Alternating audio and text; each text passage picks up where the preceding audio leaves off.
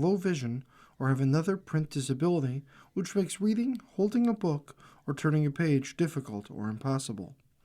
The content is copyrighted by the respective publishers. For more information, please visit us on the web at nfradioreading.org. Hello, this is Dan, and for the next hour, I'll be reading from the August 8th and 9th, 2026 edition of the Wall Street Journal on the Niagara Frontier Radio Reading Service. Starting on the front cover, Fewer Workers Keep Unemployment Low by Justin Lahart. This week's anemic employment report rekindled a burning question for U.S. economy. How many new jobs does it actually need? The Labor Department on Friday reported that the U.S. shed 23,000 jobs in July, and it also lowered its May and June figures. With that, the data now show the economy added 44,000 jobs a month over the past 6 months. That isn't as weak as the back half of the last year, but it is a far cry from what people used to think of as healthy. Yet the unemployment rate has fallen to 4.1% from 4.4% this year. That is an indication the U.S. might not need to generate that many jobs to keep up with the dwindling supply of new workers. The youngest of the baby boomers are turning 62 this year, eligible for Social Security retirement benefits, while there is a low supply of younger U.S.-born workers to take their place. Meanwhile, President Trump's immigration crackdown has limited the supply of foreign-born people entering the workforce. Some economists expect more of the same in the months ahead. My guess would be that the rest of the year will, if anything, see slower job growth than what we've seen so far, said the American Enterprise Institute's Stan Vuger. In joint work with Brookings Institution economists Wendy Edelberg and Tara Watson, Vuger estimated that the economy only needs to add about 15,000 jobs a month to keep the unemployment rate steady. Some aspects of Friday's report suggest that immigration restrictions are having an effect. Labor force participation, the share of people either working or actively seeking work, has weakened across a broad range of age groups.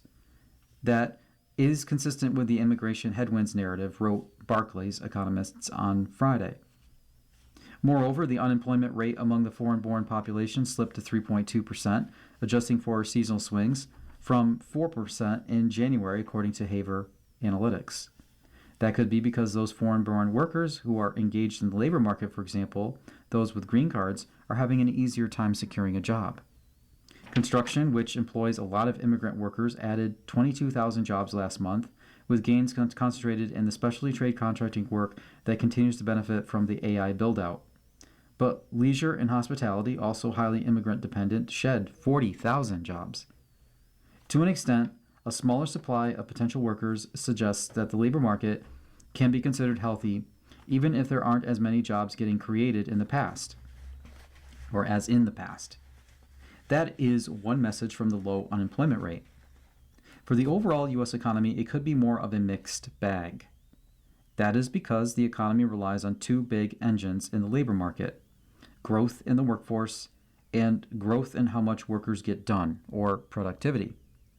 The aging population and the workforce the U.S. will need to support them creates particular urgency.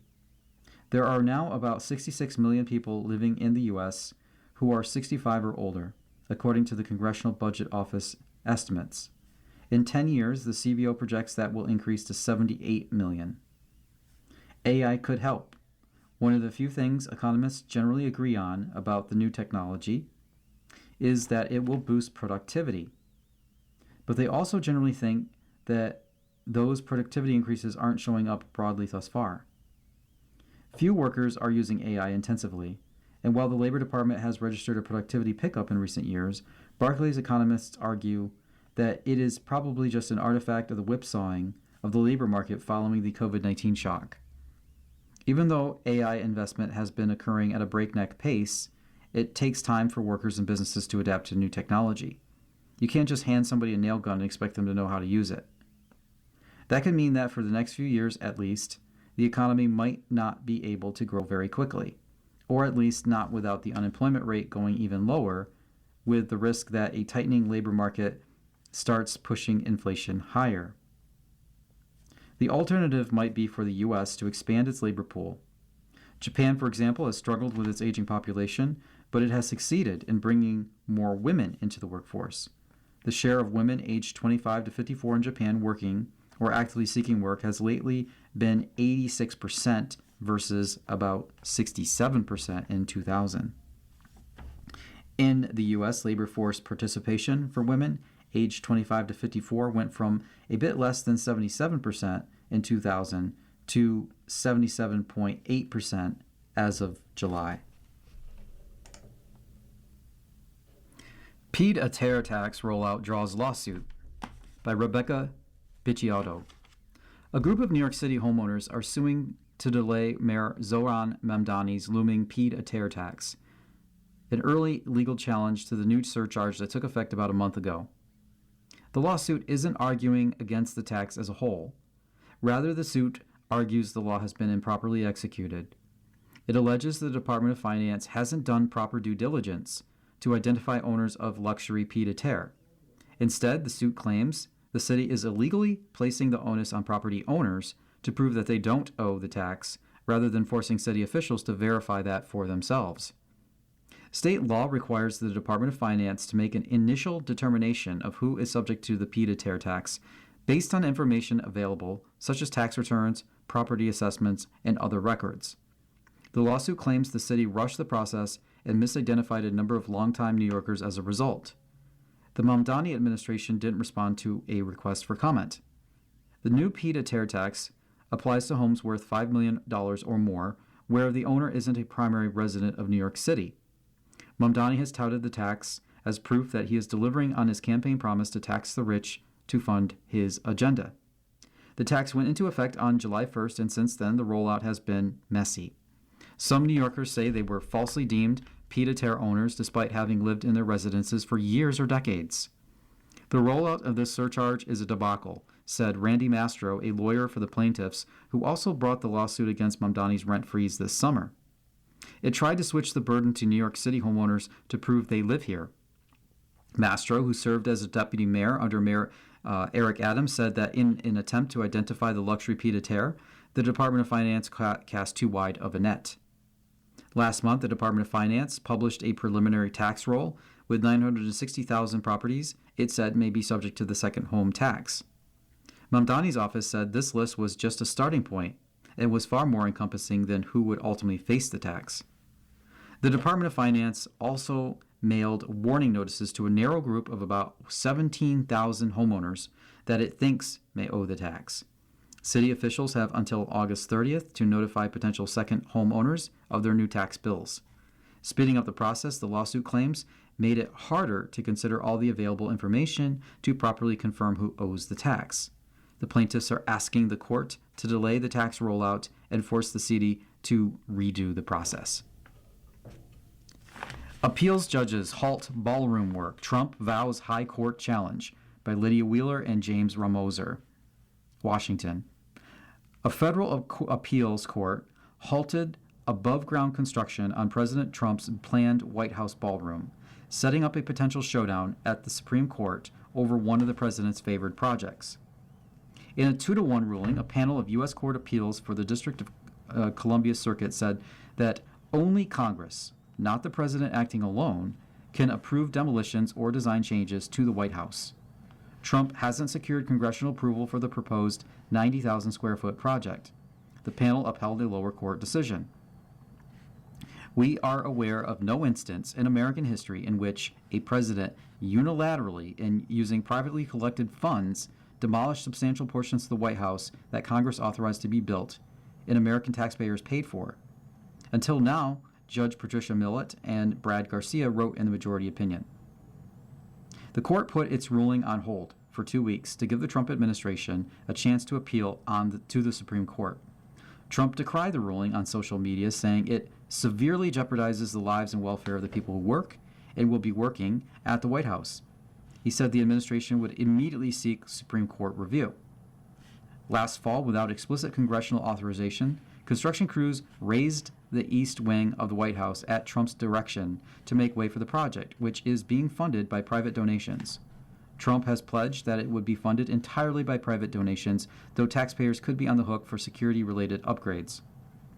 The National Trust for Historic Preservation sued to challenge the project. U.S. District Judge Richard Leon a George W. Bush appointee, issued an injunction in the spring to halt above-ground construction while the case proceeded. Leon made an exception for below-ground work on national security-related facilities.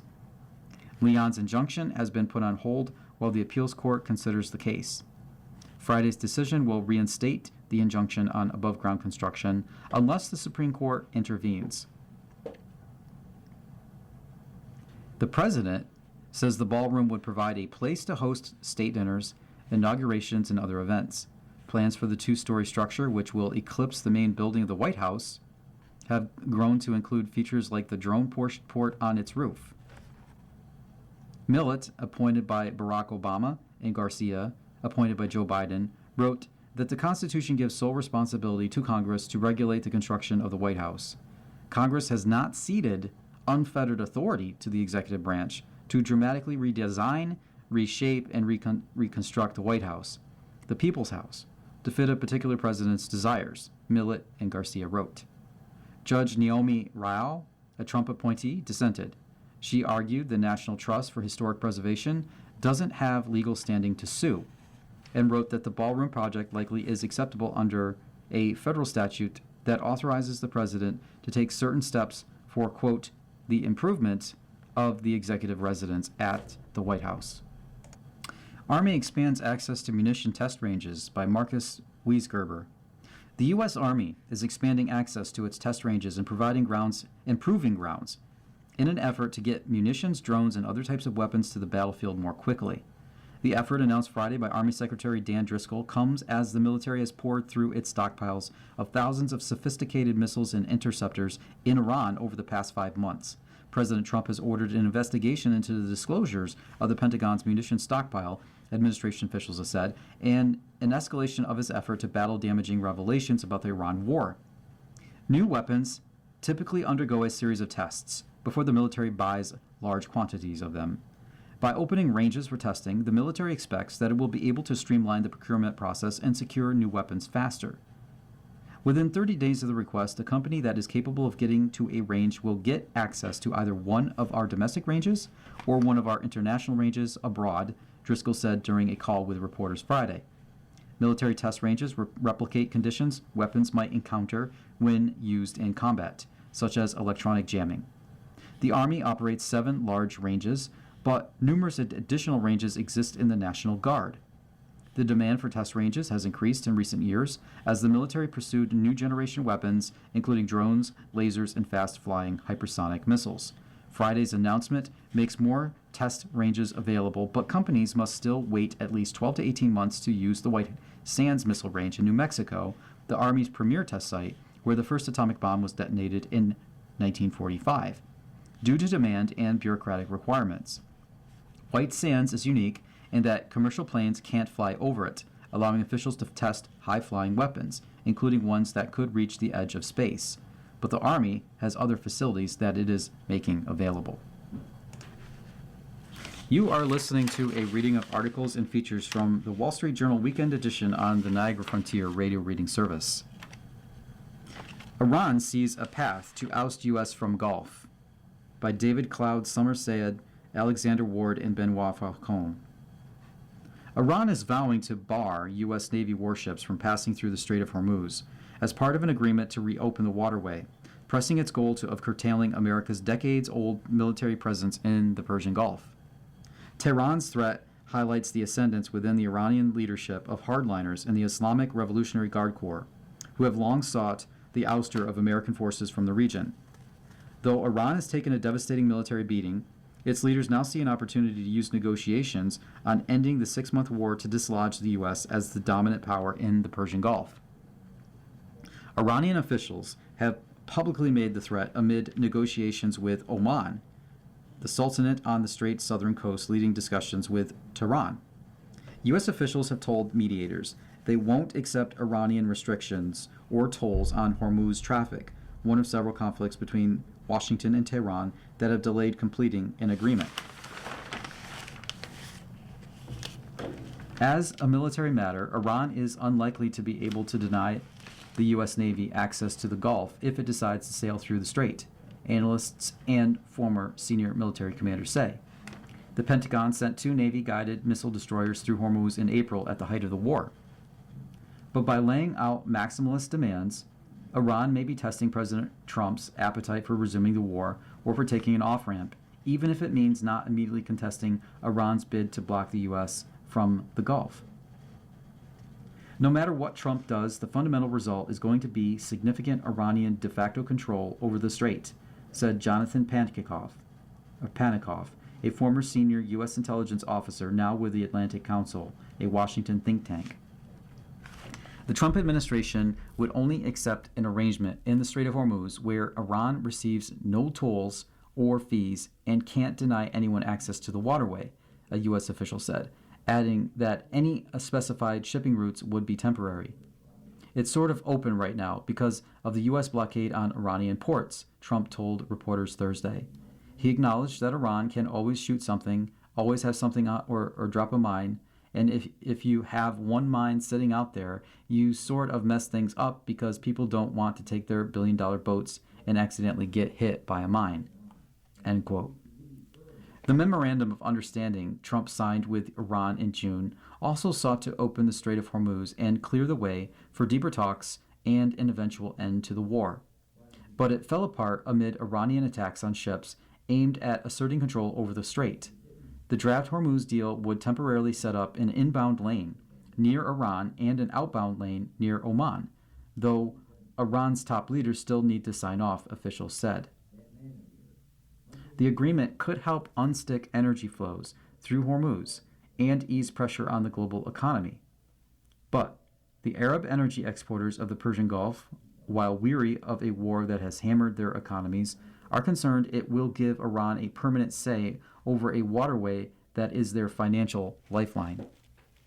Iran's diplomats, under pressure from the Revolutionary Guard, insist more steps will be needed for the strait to fully reopen, including oil sanctions relief and lifting a U.S. blockade on Iran ports.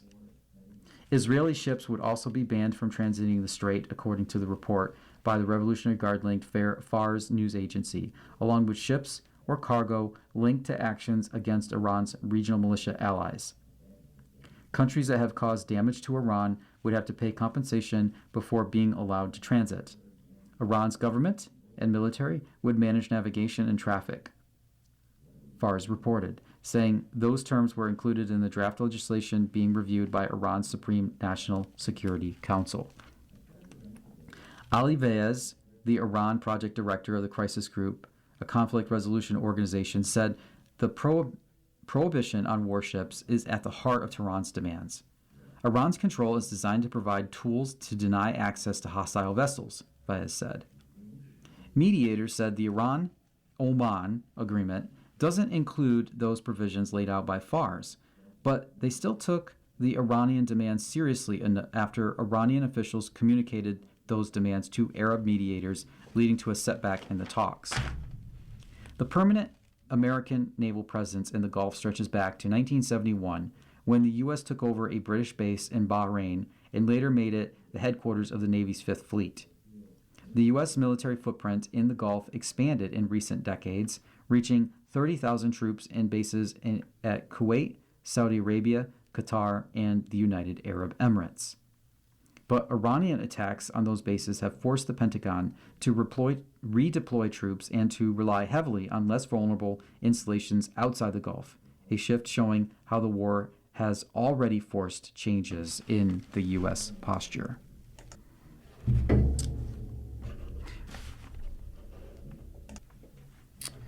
Trump DHS chief increasingly at odds. Mullen's messaging hasn't aligned with the White House Ranklin president, by Michelle Hackman and Marianne Levine. Washington. President Trump is growing increasingly frustrated with Homeland Security Secretary Markwayne Mullen after Mullen made a series of off-message remarks recently that angered many of the president's outside allies. Trump tapped Mullen, a close ally when he served in the Senate, to take over the Homeland Security post after he fired Kristi Noem last spring. At the time, Trump told advisors he had tired of the infighting and drama at DHS. When Mullen started the job, he told associates his primary marching orders were to keep the agency out of the news. But a little more than 4 months into Mullen's tenure, the president is souring on him, viewing Mullen as weak and off message, the People said. A senior Trump administration official acknowledged that frustrations with Mullen had grown, but said the president had no plans to fire him. The frustration peaked last week when Mullen, speaking at a meeting of the National Governors Association in Oklahoma City, said that the narrative that immigration, quote, steals American jobs is true in some industries, it's not true for all industries, end quote, and suggested immigration could be a way to make up for low labor force participation rates in some areas.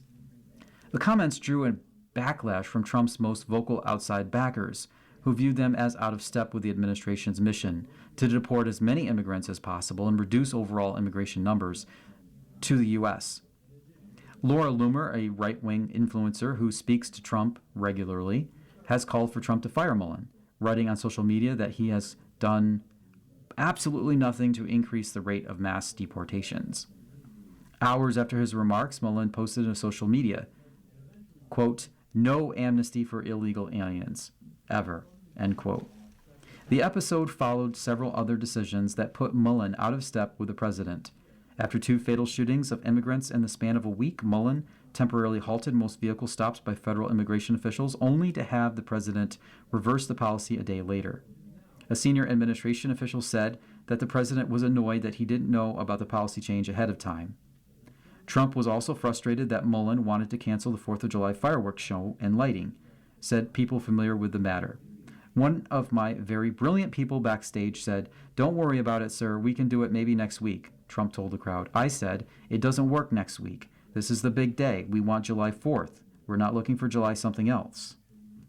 In late June, after Supreme Court ruled the administration could end temporary immigration protections for 350,000 Haitians living in the U.S., Mullen suggested in an interview that some Haitians might be able to remain in the country. Quote, either try to fill out the paperwork and be here underneath a permanent status, or we'll help you get back to your country, he said, end quote. The comments were seen by some inside the administration as out of step with the administration's messaging, since deporting the Haitian population has been a promise on the campaign trail, and the Supreme Court has just handed them a victory on the issue.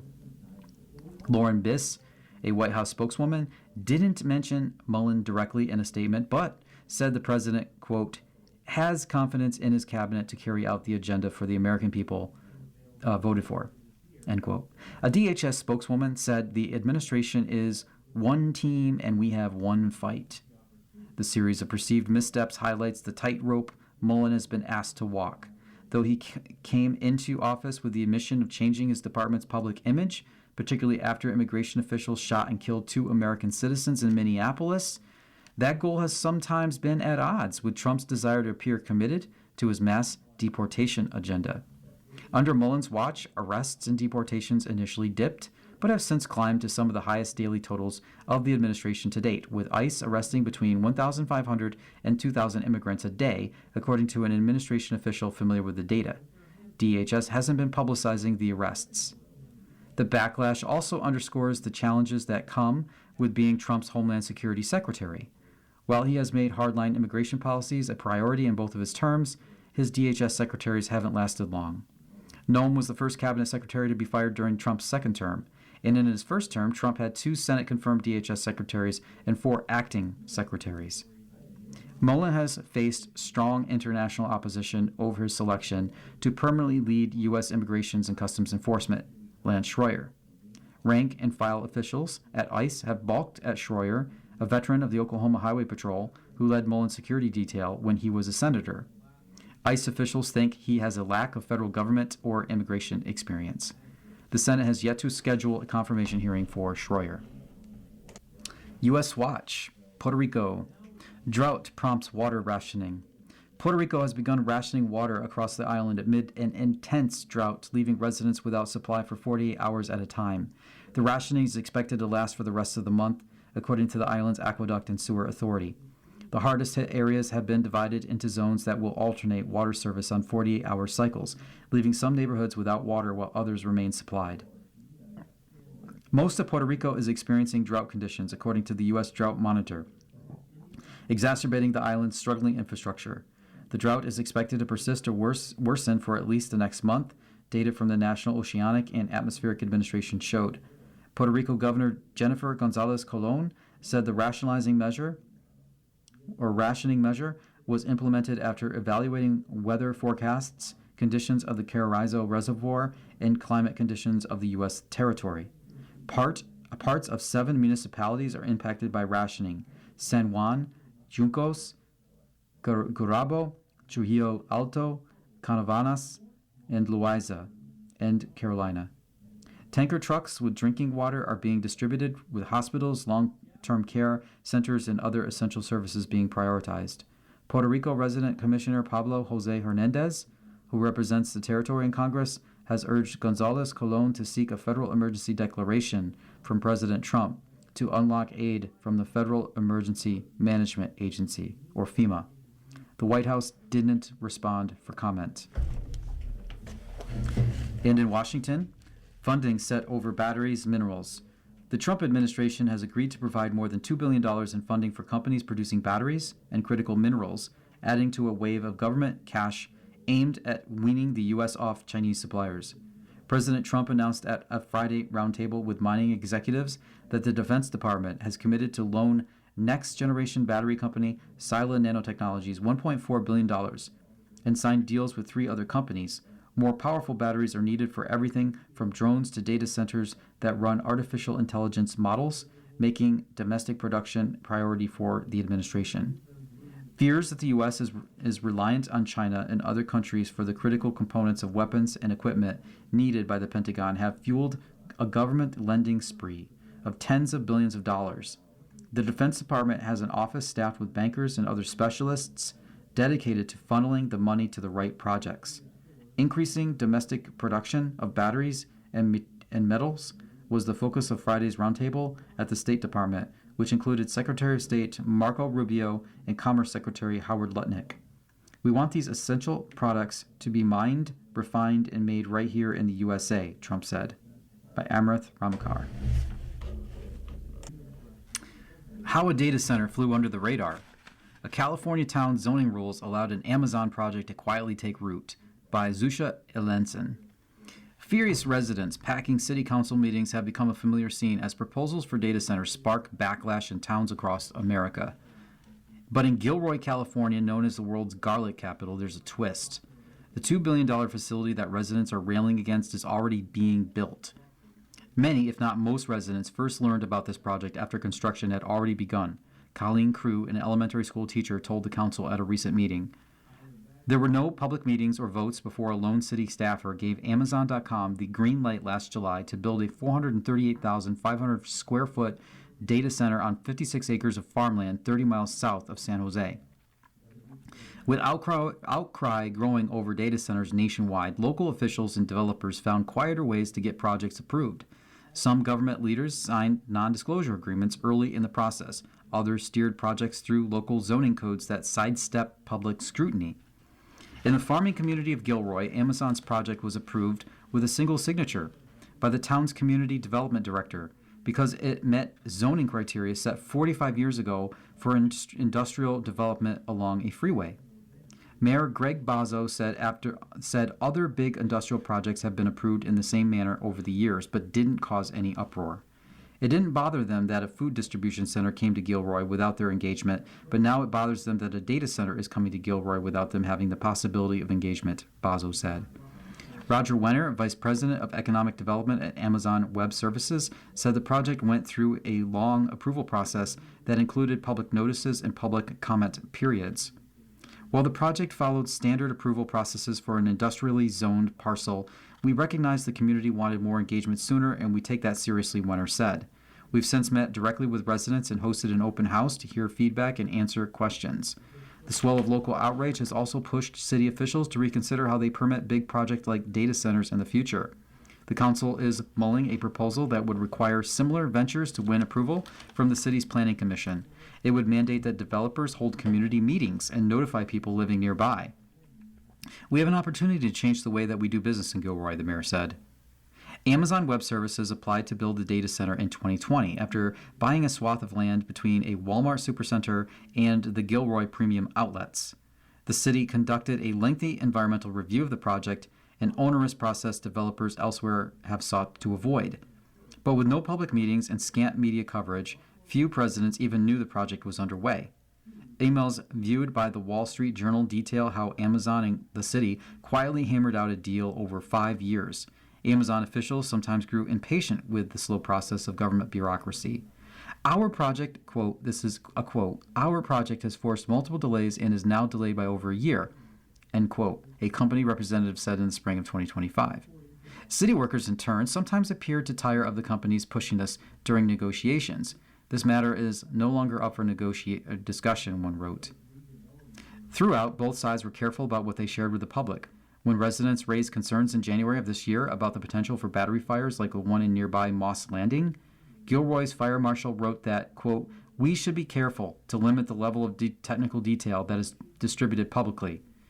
Because Amazon's fire suppression systems were proprietary, an Amazon official responded that he would figure out what they were allowed to share with the public. After the word spread about the data center project earlier this year, Gilroy resident Rosa Rodriguez wrote to city staff in February asking to comment on the environmental review report, saying, the damages data centers can cause are irreparable, especially when it comes to a state facing a drought. A city planner informed her that the comment period had closed in September 2024, according to the emails. These processes were not enough for the citizens of Gilroy to do anything about it, said Landon Sepulveda, 21-year-old college student who has helped organize opposition to the project. Mayor Bozzo countered that Amazon has promised to build a pipeline on its own dime to bring wastewater to the data center. He touted other benefits, tax revenue, construction jobs, and $1 million from the company for the city to buy a new fire truck. Amazon also handed out grants to local nonprofits and sponsored the annual Gilroy Garlic Festival, Bozzo said. Residents don't care about Garlic Festival sponsorships, Sepulveda said. They want their city council to tell them about important projects and give them a chance to weigh in. Everyone has jobs, has lives, he said. We've elected them to tell us, and we shouldn't have to watch over their shoulders. You are listening to a reading of articles and features from the Wall Street Journal Weekend Edition on the Niagara Frontier Radio Reading Service. Turning back to world news, Thai school shooter kills 7. Police say teen shot grandparents and staff before turning the gun on himself. By Gabrielle Steinhauser. A Thai teenager killed 7 people in a rampage that began at his home and ended at his school outside Bangkok, police said Friday. The 14-year-old boy used his grandfather's gun to kill 2 of his grandparents and went on to attack his high school north of the Thai capital, police said. The shooter killed 2 teachers and 3 other school staff in Nonthaburi, Thailand's second-largest city. He then turned the gun on himself. 9 people, including 2 students, were in critical condition, Thailand's health ministry said. More than 20 others were injured. The shooting at Debsiran Nonthaburi School was the latest in a spate of shootings in Thailand, which has more guns owned by private citizens than any other country in Southeast and East Asia. The Thai government doesn't release data on gun ownership in the country of 72 million people.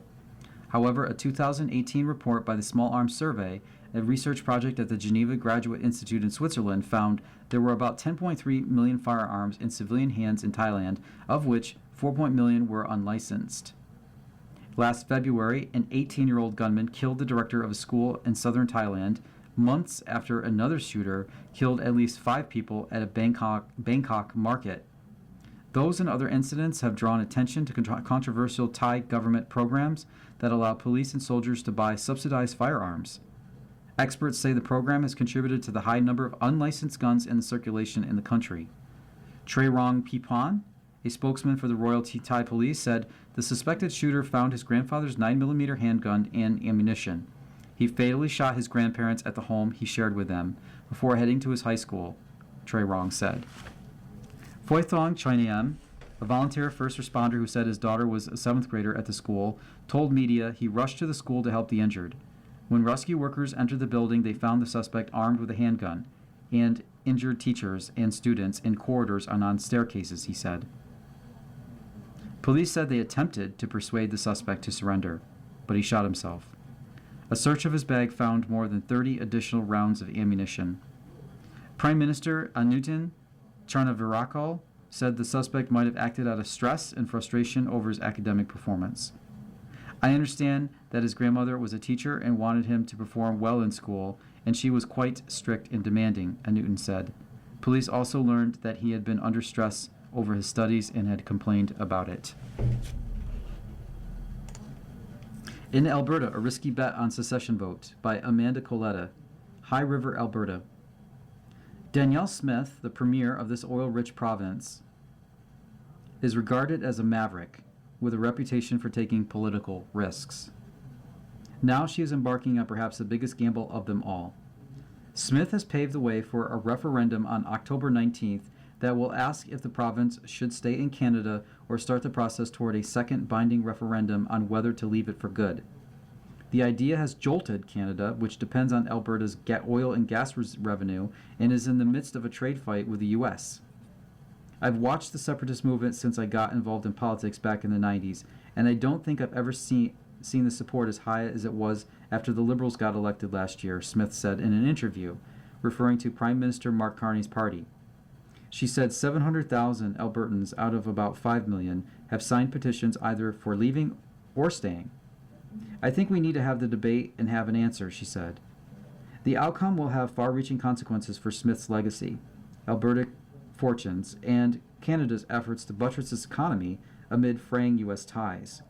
Carney, who led the Bank of England during Brexit, has called the referendum a dangerous bluff. Smith insists she wants Alberta to remain part of Canada, albeit with substantial autonomy. But she made it easier for separatists to have a vote, and critics say she fanned their grievances. The referendum is making no one happy. Other premiers oppose it. Businesses warn it could chill investment. Separatists want a stay or leave vote now, not a referendum on a referendum, and some have called for her ouster. Federalists accuse Smith of putting the country's unity on the line to placate separatists and her base. Polls show more than half of her United Conservative Party voters back separation. She is very much aware that the people who helped bring her to power as premier are some of the most passionate separatists, said Shaki Curl, president of the Angus Reid Institute, a pollster. It's a tough bind. In High River, a foothills town at 42 miles south of Calgary, where Smith and her husband once owned a restaurant set in a vintage railway car, Albertans are divided on the need to hold a referendum. The whole thing is just ridiculous, said Julie Shoup, 69 years old, a retired foster parent who supports Alberta remaining in Canada. It's just driving people apart. Heidi Dominis also plans to vote for Alberta to remain in Canada, but doesn't mind having a vote. It gives people that feeling of this is how democracy works, said Dominis, 63, who was working the till at the shop of the main drag. Frustration with the federal government's treatment of Alberta, home to the world's fourth largest proven oil reserves, has long ebbed and flowed here. In Carney Trudeau's Liberal Party successor as Prime Minister, Smith has found an unlikely ally. A former United Nations Special Envoy on Climate Action and Finance, Carney surprised many political observers when he pledged to turn Canada into an energy superpower and backed a new oil pipeline from Alberta to the west coast of British Columbia. Smith said improved ties with Carney's government is proof Canada still works, an argument she hopes bolsters the Federalist cause. I've been very forthright with the Prime Minister because he can read the polls just as well as I can, Smith said. I said you and I have to work together on trying to address these issues in a meaningful way, so I'm glad to see that he's taken it as seriously as I have. Polls show a minority of Albertans support separation, but analysts say the text of the question might encourage votes for another referendum to send a message of protest to the federal government. A May Angus Reid poll found 30% of Albertans support leaving Canada. When the question was whether to stay or have a binding vote on leaving, 35% wanted the official referendum. Few Canadian politicians have charted as dramatic an arc as Smith, 55, a polarizing figure who has helped shape Canada's conservative movement. She came to national prominence in 2009 as leader of the fledgling populist Wildrose Party and turned it into a challenger to the Progressive Conservatives who had governed Alberta since 1971. In 2014, she made a gamble and lost. She defected from the party she led to the Progressive Conservatives. She thought it would unite the right, but Albertans saw it as a betrayal. Smith left politics and hosted a call-in radio show, which she still does as premier. She staged a comeback in 2022 amid a united Conservative Party revolt that led to the ouster of then Premier Jason Kenney over his pandemic restrictions. She told everybody what they were thinking and feeling was relevant, said Janet Brown, an Alberta-based pollster. That seems to be her magic formula. Turning now to a bit of opinion. Socialism is here and it's serious. Declarations by Peggy Noonan. And for a picture on this article, we have a picture of a elected official with a raised fist, Abdel Al-Sayed, the Democratic nominee for U.S. Senate in Michigan. Socialism is not a passing thing, but an arriving thing. It must be taken seriously as a factor in our politics and the Democratic Party. A CNN SSRS poll issued this week reported 34% of Democrats and Democrat-leaning adults identify as Democratic Socialists. That number won't be depressed by the success of Abdul El-Sayed, who won the Democratic nomination for the U.S. Senate in Michigan on Tuesday by racking up huge margins in progressive enclaves and university towns. Socialism's opponents imagine there is safety in its poor track record, which is obvious to everyone. No, it isn't. Many of its proponents wouldn't know the history, and many wouldn't care. Our version will be better. Here is some of what that version involves, from an interview 2 weeks ago by Shannon Bream of Fox News Sunday with Megan Romer, national co-chairman of the Democratic Socialists of America. Normally, socialists are evasive or euphemistic regarding the policy goals. Ms. Romer wasn't. And here's a segment of that. Bream, just give me sort of a true or false on these. Abolish the Senate. Romer, true. Bream, replace the presidency and Supreme Court as we now know them. Romer, yep. Bream, abolish ICE?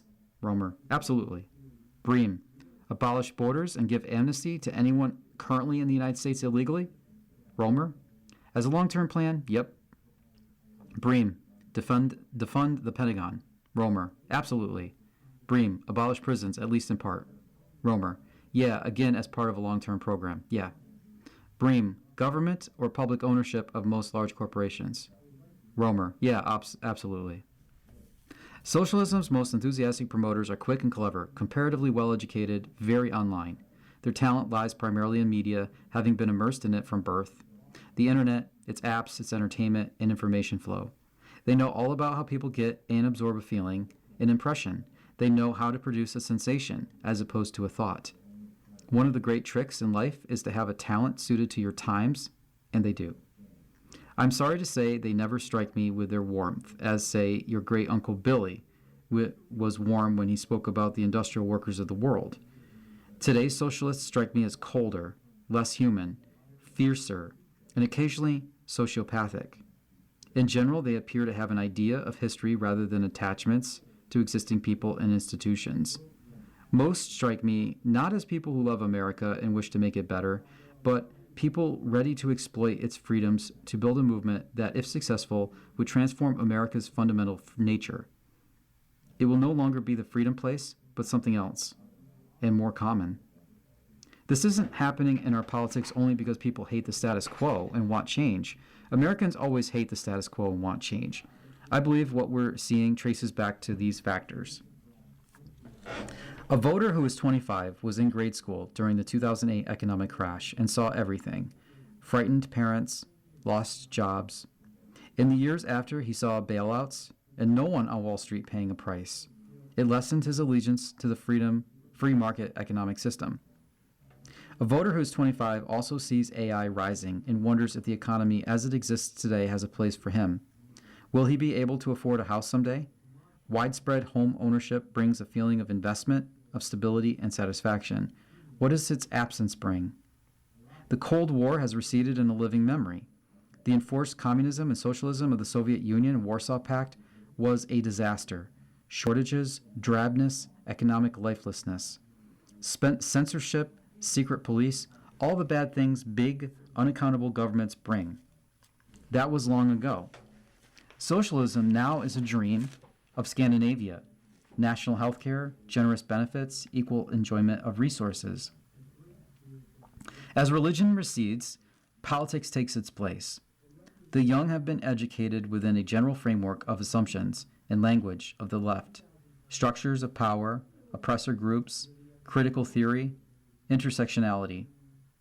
When confidence in Congress, the media, the university, churches, and courts declines, as it has, reform movements grow more radical, in part because they no longer assume existing institutions can be repaired. They no longer think those institutions can check them. And of course, social media rewards ideological intensity on left and right. If radical views get you a following, why not? Online inducements aren't toward moderation. It's our view here that free market capitalism is organic and flows upward from the human person. Man wants to build, trade, invent, provide for, and raise. And he erects laws and a way of economic being that allows that realization of those desires. Economic freedom works with human nature. The rules and regulations it produces, the economic framework it creates, are like what Churchill said of democracy, the worst system except for all the others. Socialism is a more abstract and ideological vision of justice that doesn't flow up but must be imposed from the top down. It isn't based on the natural or on man as he is. It's a construct that involves coercion. Capitalism can be brutal, unjust in its own ways, and it can produce painful outcomes. Thus, the modern welfare state, erected more or less over the past century to save those who might fall too far, to stop their descent, to see if it can be reversed.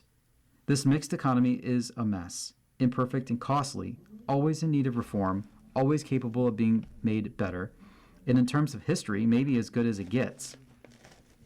No economic system can eliminate suffering or injustice, which the socialists, if they win, will find out. I've been reading Andre Malraux this summer. He was a brilliant, compelling, and tricky fellow, a novelist and political philosopher who disentangled himself from early communism and became culture minister to Charles de Gaulle in the 1960s. In the biography Malraux, A Life, by the journalist Oliver Todd, Malraux criticizes the economic thinking of the left as excessively precise. This class is abused in this way and will triumph when this thing is done. At a Gaullist campaign rally in 1968, Malraux put his finger on a weakness of conservative economic thought. Capitalism does not carry us in its heart, he said. By inference, it's also hard to carry capitalism in your heart. It isn't a great belief, only an economic system. Socialism is a belief, and it summons feeling. Capitalism is a thing of reason, a disadvantage in any age of sensation. In a fiery speech against de Gaulle's leftist critics during the latter's final presidential campaign, Malraux accused them of not being constructive but destructive. He calls the socialist François Mitterrand a man who has never liberated anything as de Gaulle had and has dreamed up the left. A combination of touching aspiration and predictable demagoguery implicit in an attitude of eternal intention. That kind of passion from the pulpit will have a place in the coming debate. Our current socialists have never created or liberated anything. They are dreaming it up as they go along. Ban prisons, ban prisoners, ban crime, and yes, they live in an attitude of eternal intention. So far, they've never proved a thing, except that they can win elections and thus carry the future, which is rather a lot. In one subsection, it says here, as religion recedes, politics takes its place. As confidence fades, political movements grow radical. You're listening to a reading of articles and features from the Wall Street Journal Weekend Edition on the Niagara Frontier Radio Reading Service. There's movie potential in Dr. Fauci's diary, Business World by Holman W. Jenkins, Jr. At 61, I was a prime subject for the COVID vaccine. It cut my risks by 90%, which sounds like a lot, except it actually meant cutting my death risk from 1% to 0.1%. For many younger people, the vaccine could manage only to cut their risk from almost zero to almost zero. Yet, try finding an example of this being explained at the time. The vaccine had true utility, but not for everybody, and soon ideology took over as it did with everything else related to COVID. The vilification of Anthony Fauci goes too far.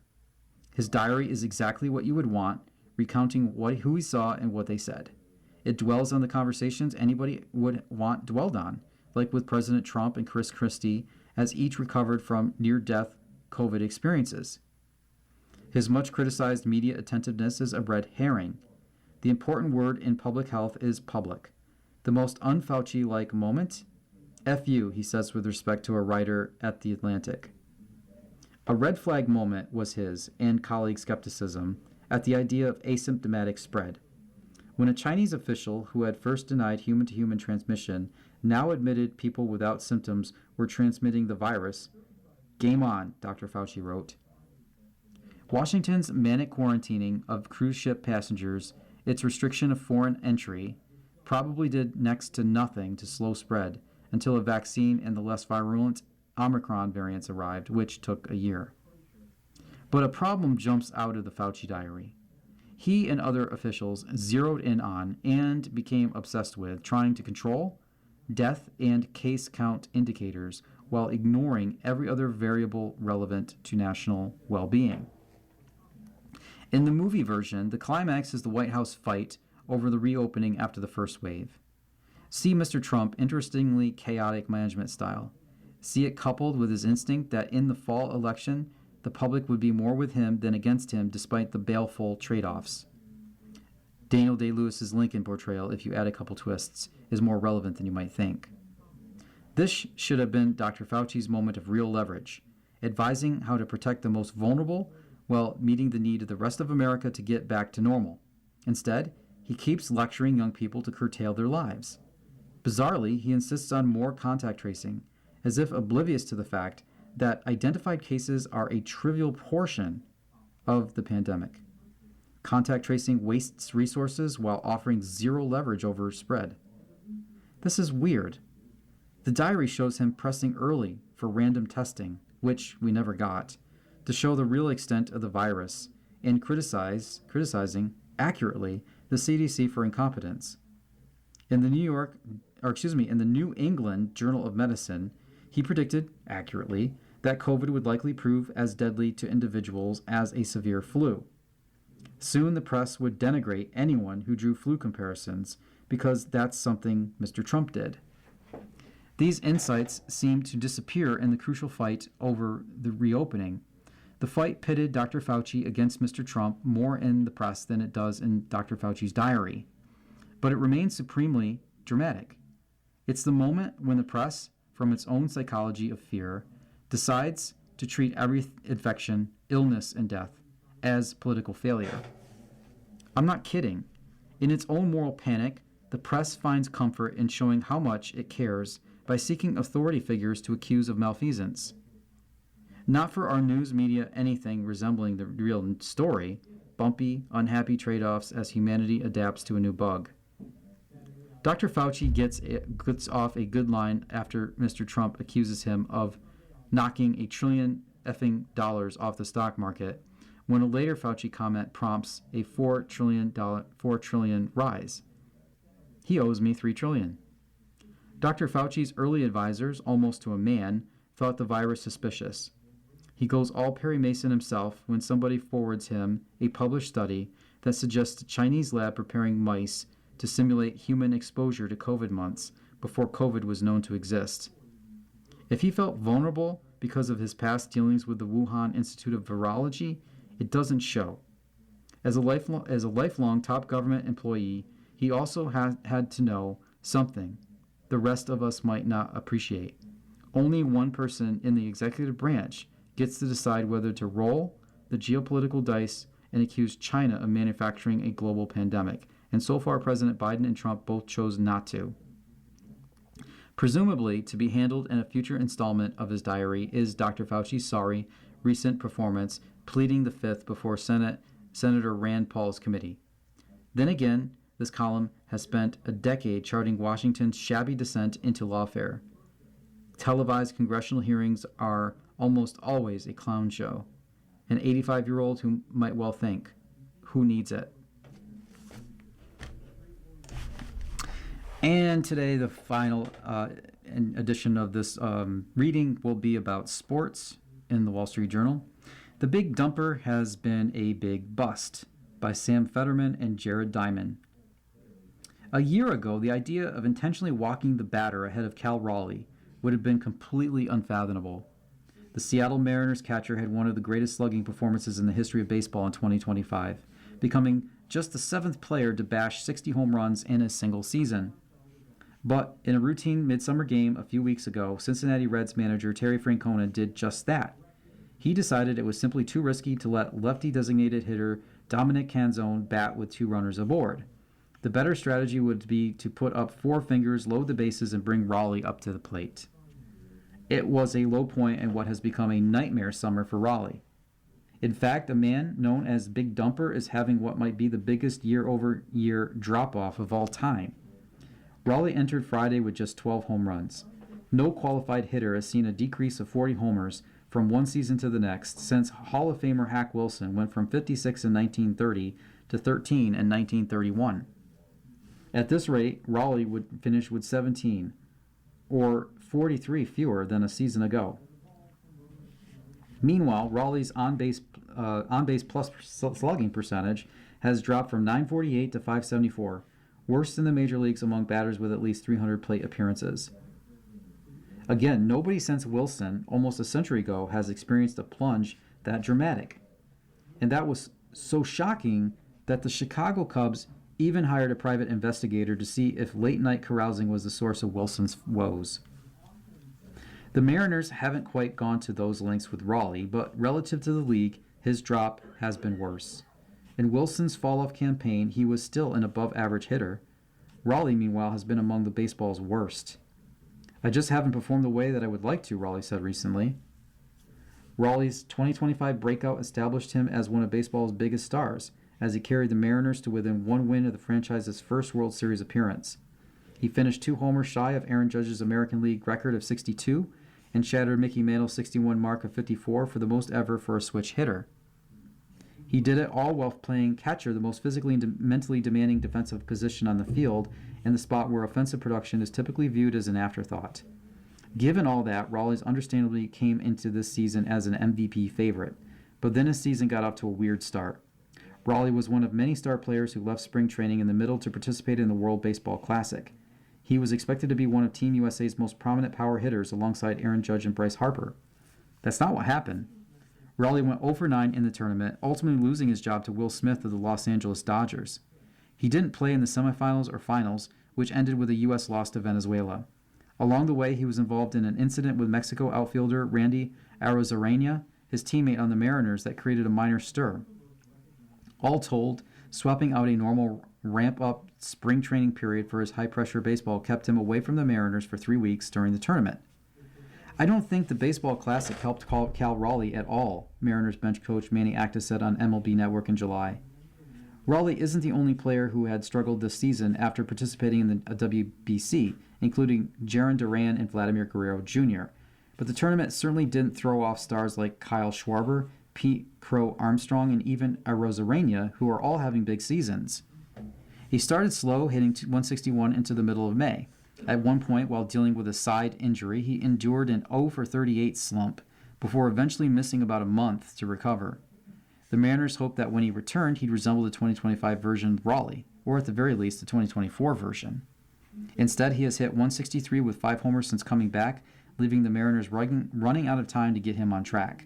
Without Raleigh's contributions, the team has underperformed, currently sitting under 500 and chasing a playoff spot.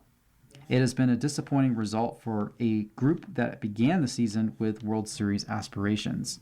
If the Mariners are going to close the gap, they'll need Raleigh to be a big part of it. And if they do, managers won't be so eager to see Big Dumper come into the plate in October. After all, in that July game, he did make Francona pay for his disrespect by hitting a grand slam. You've been listening to a reading of articles and features from the Saturday, Sunday, August 8th and 9th edition of the Wall Street Journal, weekend edition. We read from the Wall Street Journal weekend edition every Monday at 7 a.m. Your reader has been Dan. Thank you for listening. You're listening to the Niagara Frontier Radio Reading Service.